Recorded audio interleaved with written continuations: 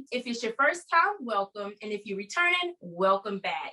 Today, I am excited to bring another Black business highlight. This is absolutely one of my favorite segments on my channel. And today, I am excited to introduce to some and to present to other Miss Kizzie, or Miss Ashley Kizzie Haith, right? Yes, ma'am. Yes, ma'am. So, Kizzie, so your name is Ashley, but you go by Kizzie. Yeah, right? That's going to forever be my nickname. Forever. Yeah. That's it. I think whenever I met you, I actually thought that your first name was Kizzie. Kizzie. Mm-hmm. I get that a lot. So, Kizzie, you are a newlywed, so you wear many hats. Yeah. And you work in healthcare, you are a boss businesswoman, and now you have added to your hats wife and bonus mom and all of the amazing things. So I just want to allow you to take a moment to introduce yourself, tell us about yourself, maybe a little of your love story if you want to, no pressure. And then what you got going on with your businesses, because you are a boss chick. Yes. Okay. So, like Dia said, my name is Ashley Kizzie, or Ashley Haith. It will be Ashley Haith soon. But just to tell you a little bit about me, so I do work in healthcare. I'm an occupational therapist. I work with older adults, and I will soon be making a transition to kids, pediatrics. So I'll be working with kids from birth to age 18. And I'll be doing like in the home health setting, daycares, and private schools. So I went to Winston-Salem State. I got my master's in OT there. And then ever since February of 2018, I have been working in North Carolina as a licensed occupational therapist. So within my career field, and during that process, of course, I met the love of my life, my best friend, my husband, Trey. And ever since then, you know, I've taken him in, his family, his beautiful children. And like you said, I do wear many hats now, but I love it. It was a smooth, seamless transition. In addition to that, I also discovered my passions. So 2 of my passions are makeup and fashion, or clothing wear. So about 2 years ago, actually coming up June of this year will be the 2-year mark since I've started EYEdore ME as a business. So ever since high school, ever since honestly a little bit of middle school too, before I went to high school, I've always played in makeup. I just was always fascinated with how you can put products on your face to complement like your outfit if you're going somewhere, special events, whatever the case may be. But I was always afraid to kind of venture off and actually make it a business. I was always doing makeup on myself, maybe some, you know, my friends here and there, my family, but I was never thinking out there in terms of a business. So it wasn't until 2 years ago that I was like, you know what? Let me stop being scary and actually take off in this business. And ever since then, I have been a freelance travel makeup artist, or makeup enthusiast, rather. And I'll be starting esthetician school soon, in May 3rd. So that will take my career in makeup artistry to the next level, in addition to learning about skincare, how to properly take care of the skin before and after makeup applications, in addition to other aesthetic services. Now, within that whole process of finding myself in makeup, or really letting the world know that I love makeup, I also discovered StyleMix. So StyleMix is my online fashion boutique for women right now. And I kept it online for now because, for one, the financial commitment of actually getting a store could be a bit much, especially if you're juggling full-time work, your travel business, and makeup. You know, you kind of want to make sure you got your ducks in a row and you're not spreading yourself out too thin. Now, that doesn't mean that I'll keep it online forever. You know, I'm definitely going to go where God takes me with it, because I have visions, you know, with growing and expanding. I'm a big advocate for that. However, I birthed StyleMix to be online because I felt like that was my first calling in that direction. I named StyleMix what it is because MYX is actually spelled MYX instead of MIX. And the reason I did that is because I dedicated my mom's name to the spelling of mix. So my mom's name is Myong, Myong. She is born and raised from Incheon, South Korea. And the reason why I put her name in Style Mix is because she opened my eyes to kind of broadening my taste for fashion.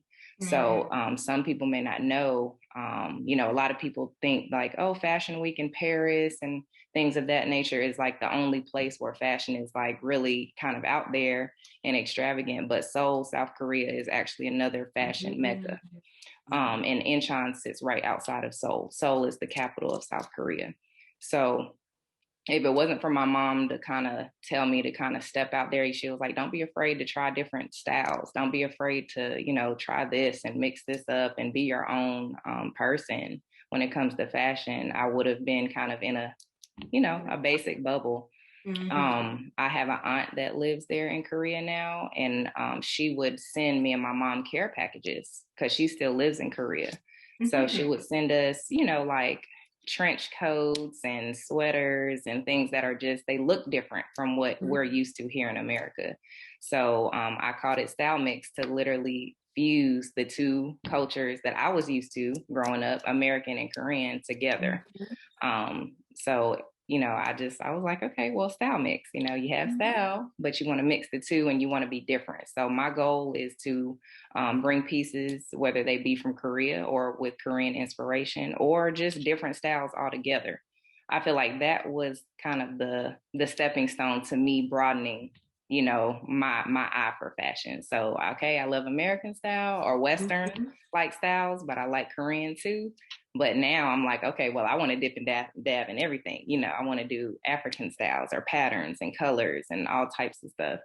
So that's what I want my customers to feel into one experience. I want a mixture, a diversity. I want them to feel like they're not confined to just one style, if that makes sense. So with all that being said, it's all about balance.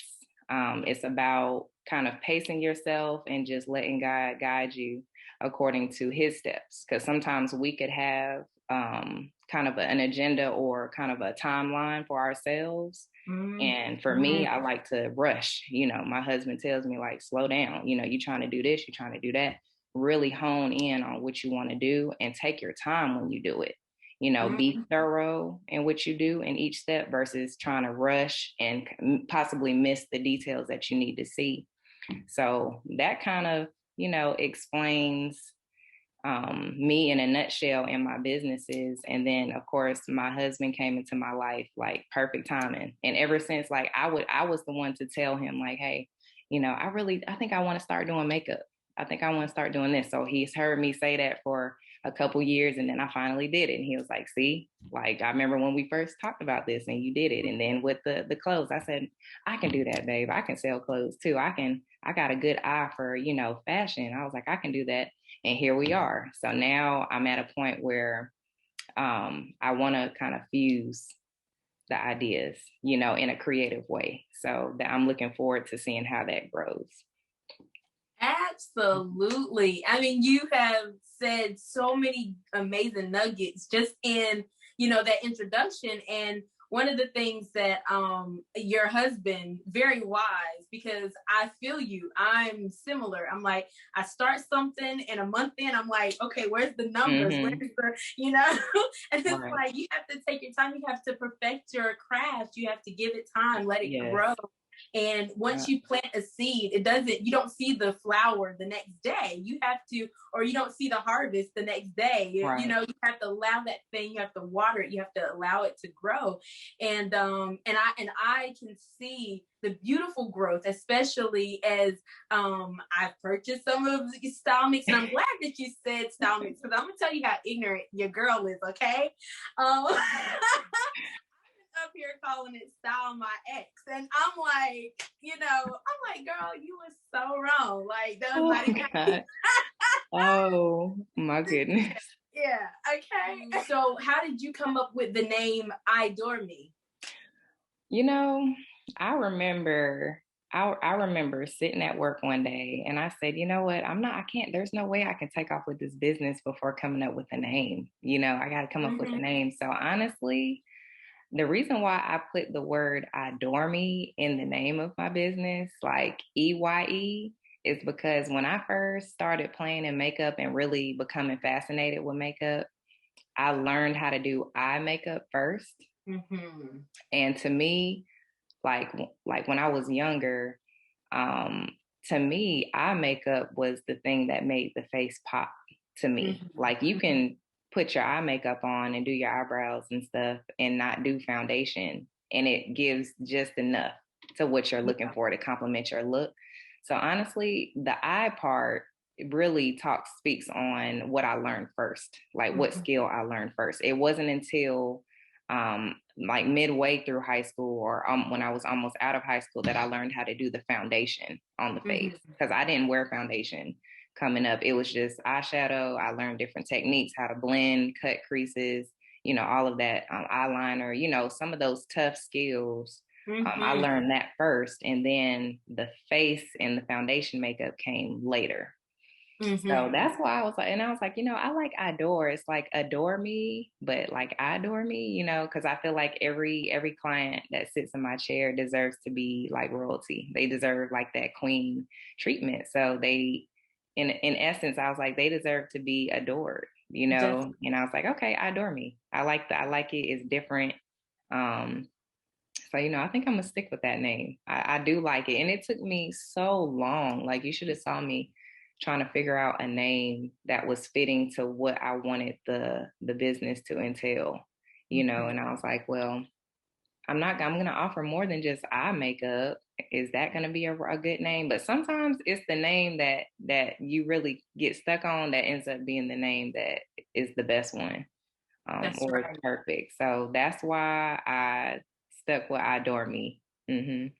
And it's perfect. I love it. And every time I see the name EYEdore ME, it always, the first thing I want to say is adore me. Mm-hmm. And so I was like, I felt like it had something to do with like adore me. Yes. And like that. Like adornment. Like, yep.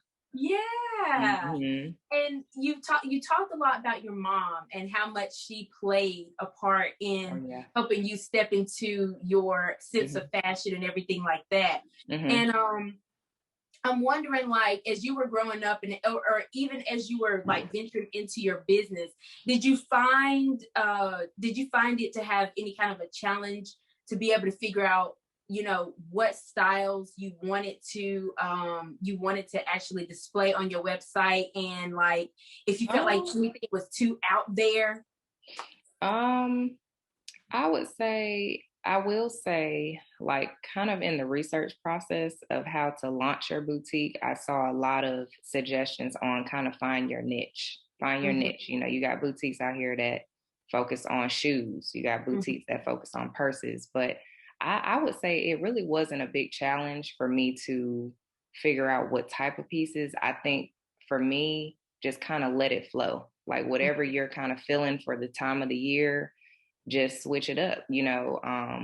I wouldn't really say that it made me feel like I was too out there. I think it just made me focus on, bring in a mixture of pieces like you said you originally wanted to do, and don't think so hard about, okay, well, I got to get X number of Korean styles or X number of American like styles. I mean, just kind of go with the flow, and let your story, let your background speak for itself. And then whatever pieces you bring in, that will coincide with your backstory. So I don't think it was too much of a challenge. I definitely wanted to make sure that my niche was be different, be stylish, be bold, and let people see that. Because I have gotten a number of compliments on, well, I just love how you sell things that we don't see a lot. I may have something that, okay, a cheetah print dress, cool. But then I came out with that trench coat. Yeah. The color block trench coat that was a Korean style. So I think as long as I just keep focused on just having a mixture and a blend, then I think it's just going to speak for itself.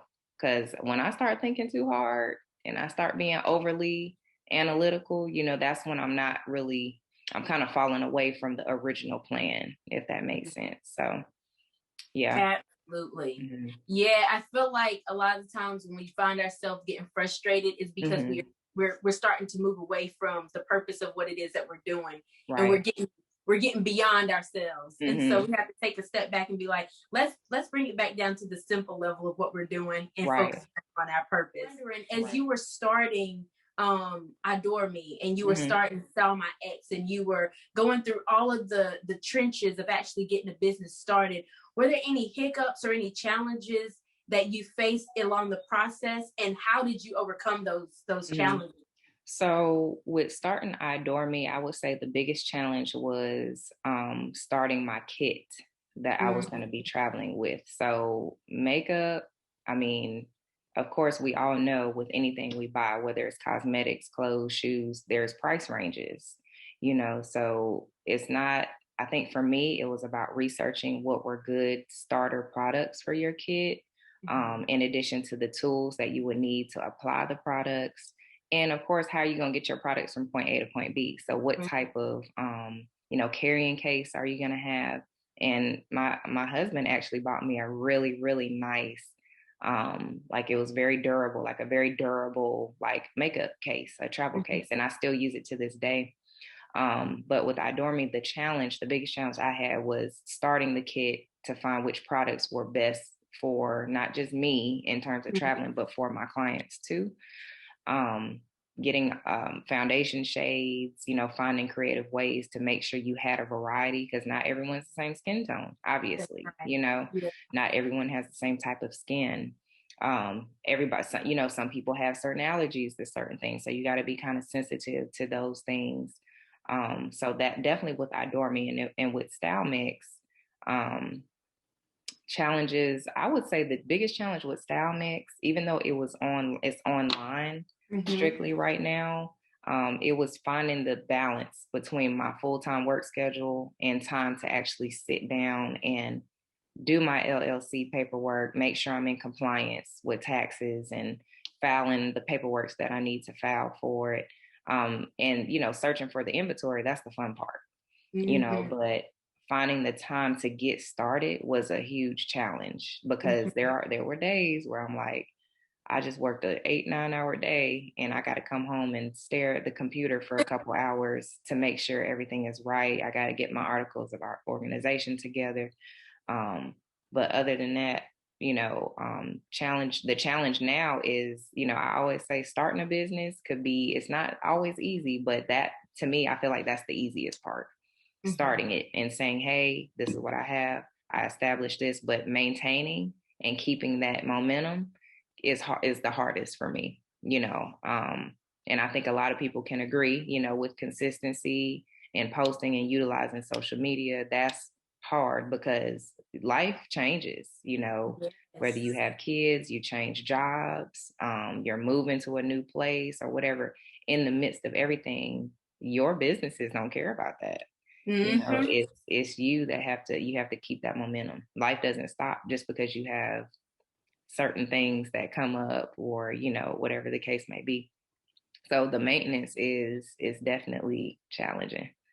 It's challenging. That is so true. And I'm interested to know, when you do have those moments where the maintenance part of it starts to get quite challenging, what motivates you to keep going in those challenging moments? Yeah, thinking about, what success looks like, just thinking about how unique my success is going to look like as opposed to others. I don't even think about others. There's a lot of people that have successful businesses, and, well-deserved. If you work hard and put in the work and you keep the consistency, you will be rewarded. But for me, just knowing that my success is going to look different, and knowing that my success is built and geared for me. And just knowing that, a lot of times we go to school and we get degrees and, like for me, I love OT. I love my patients. I love my kids.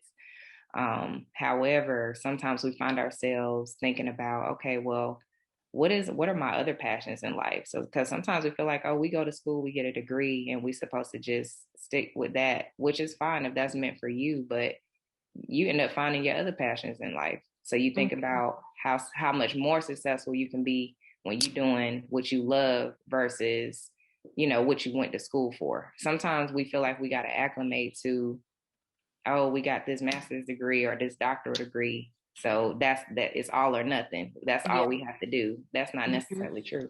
So when you think about just the different streams of income that you can bring in and the different streams of just influence you can have on people, especially the young people, then that's what keeps you going.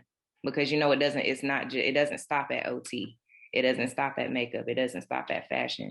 There's a way that you can even combine all of them together. You just got to be creative, and just keep going, just try to be different, try to be authentic, and just knowing that you don't want to leave this earth, regretting what you could have did, should have did, and then that's something that you want to pass down to your kids and then their generations to come, don't leave this earth, saying shoulda, coulda, woulda. That's so true. That's another thing too. I believe in generational wealth. I believe in generational knowledge, generational seeds that you plant, because you never know what you did, how that can trickle onto your grandkids and great grandkids. Like, oh, well, my grandma did this and Pop did this and they own this business for years, and then now they're multi-billionaires, and they don't even have to be billionaires. They could just be successful and well off, don't got a lot of debt, and they live in happy. That's fine. But that just kind of goes into the authenticity of success. What's your success? That is so true. And I'm as you were talking, I'm like taking all these notes in my head. I'm thinking, like you were saying, as you're looking at what success looks like for you, you're not looking at other people. And in one of my the videos I recently did, I said, one of my it was lessons learned as a newlywed. But one thing that I have learned for myself as I've grown into this place of adulting is, I would tell myself, Dia, keep your eyes on your own paper. Like, don't look over here, don't look over there. Like when you were taking the test, don't be looking at other people's papers. Right. Look at your own paper. You always get caught. That's it. And you so you have to look, be focused on what we are doing, what we have going on, because a lot of times, like you were saying, you will look at somebody else and what they're doing or the success that they have achieved. And like you said, within their own right, because when you work hard, you definitely should reap that reward, but then it can cause you to then not look at the beauty of your own journey, and you start to downplay your own journey. And it's like, no, you have to accept the beauty of your own journey. And then too, as you were talking and you were, I'm thinking back on all, because you said so many amazing things, and I was like trying to note it all down in my head. I should have my notepad here.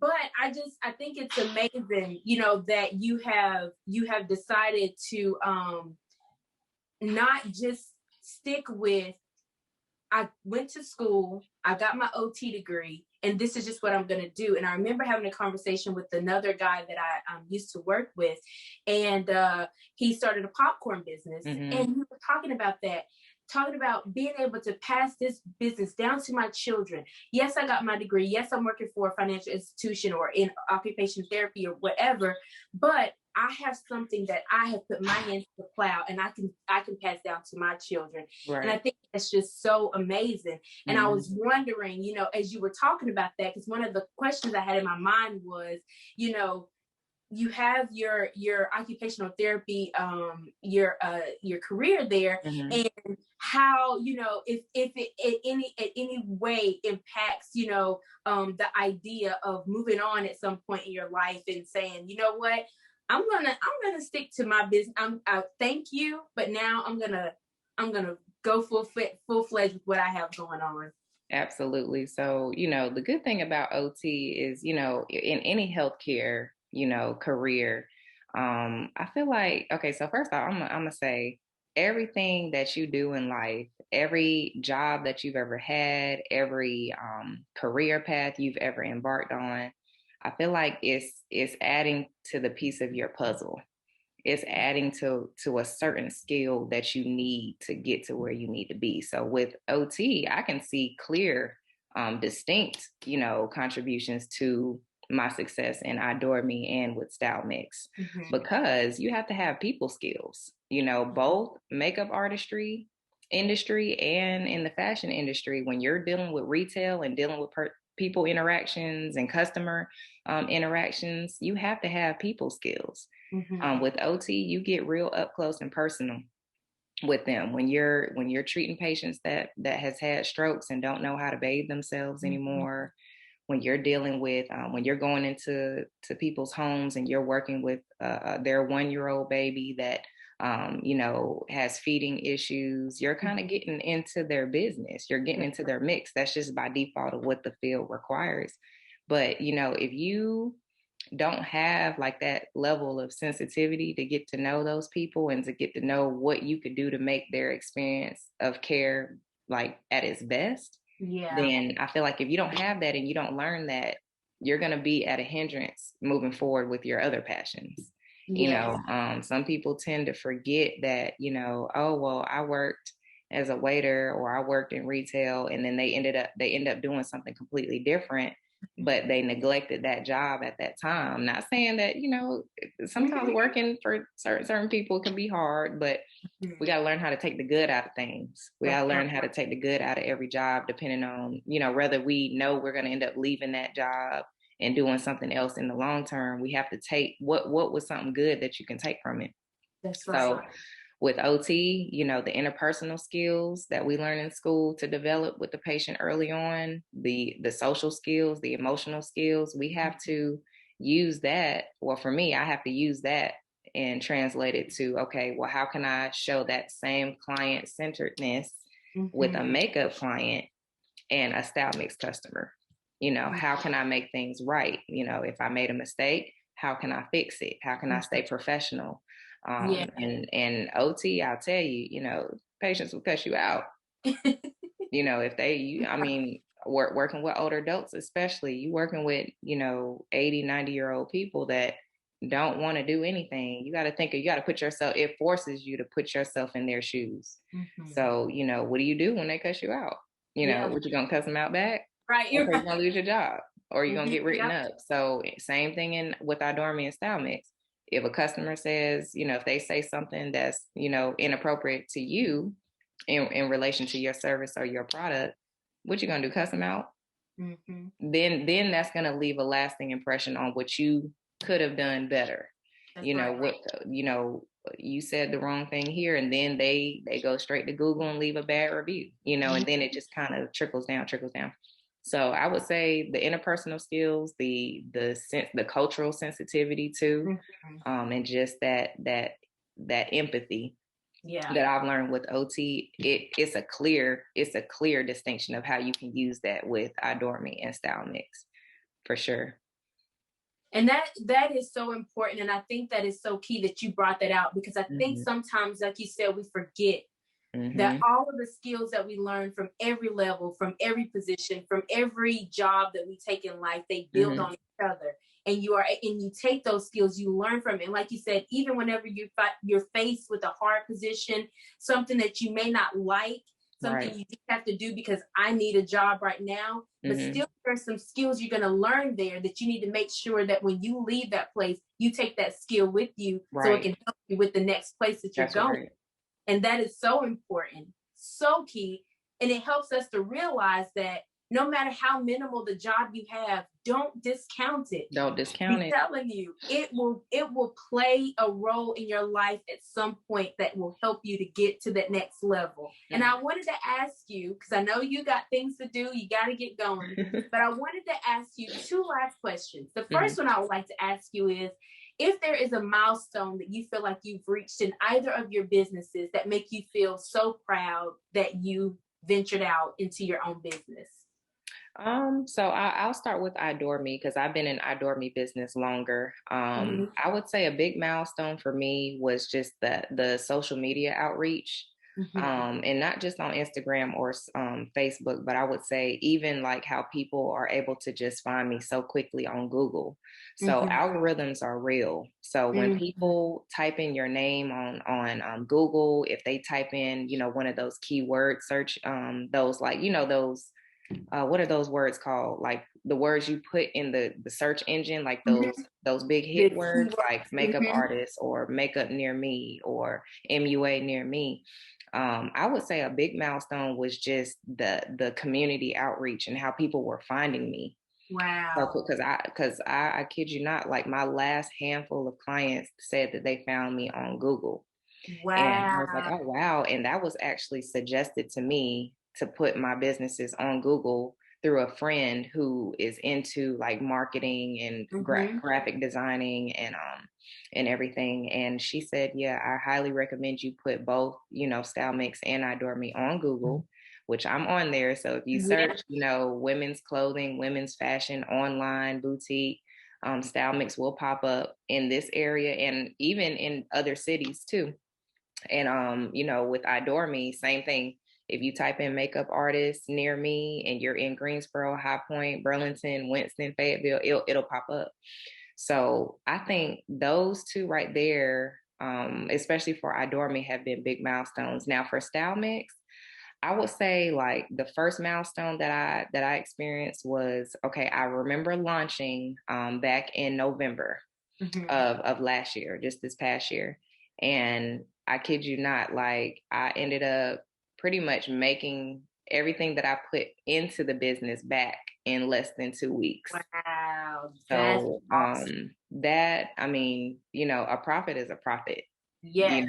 I don't care if it's a small amount or a big amount. Everybody, for one, that's just a very subjective thing because, some people may think, oh, that's a lot of money, and then the next person may not think it's a lot. But I definitely have counted my blessings with that. Like to be able to already make back what you had put in. And it was hard to put in, especially with COVID going on. Like the COVID was still bad around November of last year. So to be able to start a new business and immediately make back what you did plus some was an extreme blessing. That let me know right there that anything that I put my mind to and I keep God first, I can do it. So the very last question that I wanted to ask you before we go, I'd love to ask this question to all the people that I interviewed. So I love picking up positive quotes and things of that nature. Is there like a quote or mantra or scripture or something that you reference often that keeps you motivated? Yeah. So a quote that I actually remember this quote. We used to have to say this quote in Spanish every single day in high school. And for some of my followers that are going to see this interview and your followers and your subscribers, they'll see like it's the quote, our deepest fear is not that we're inadequate. Our deepest fear is that we are powerful beyond measure. It's our light, not our darkness, that most frightens us. So that one, it just sticks to me. Like the fact that I can still say it in Spanish and English, you know what I mean? And still remember it. Like our teacher, Miss Kane, I would never forget my Spanish teacher. She would make us stand up and say that poem in Spanish every single day. And, but it's not just the fact of just remembering how to recite it. It was the fact of remembering the meaning of it. So the reason why that part of that poem or quote, or I think it's more so of a poem, the reason why that part of the poem sticks out to me is it's very true. It's not it's our light, not our darkness that most frightens us. Sometimes we tend to downplay the potential that's within us. Sometimes we're so overly critical of ourselves that we can't see our full potential, or we don't allow our full potential to blossom because we're so like either intimidated, fearful, or just overly critical of what we can and cannot do. So that's a huge thing, and a lot of times we have everything we need to get started with something. God provides us with every single thing. He lacks nothing and he will never lack anything. So I don't think that'll ever leave my memory. Like that'll never leave my memory because it's right. And I finally realized it wasn't until like after we graduated high school that me and my classmates were like, well, I understand why she made us recite this every day, because all of our teachers wanted us to see our true potential and not limit ourselves because we didn't have the courage or the faith to go forward. I just want to say this, I have really, really, really enjoyed this time. I just enjoy talking to, because I learned so much about people that, I mean, you've known for years in your life and all that kind of stuff, but having these conversations, it just helped me to learn even more on a little bit more personal level about individuals. And I love being able to take what we talk about and then inspire other people who might come across the video. So I appreciate you. I thank you. And I want you to tell everybody how they can find you. Yes, so you can find me. So on Instagram for my makeup business is EYEdore ME. That's EYEdore ME. And that'll take you straight to my makeup page. And then in my bio from EYEdore ME, you'll be able to see Style Mix. So Style Mix is spelled style like STYLE MYX boutique. And that's on Instagram as well. And it's the same name on Facebook.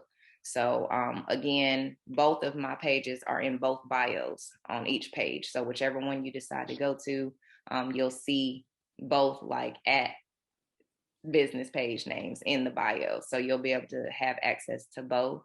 And then of course on Google, you type in Style Mix Boutique, or you type in EYEdore ME Makeup Artistry, and you should see me pop up there.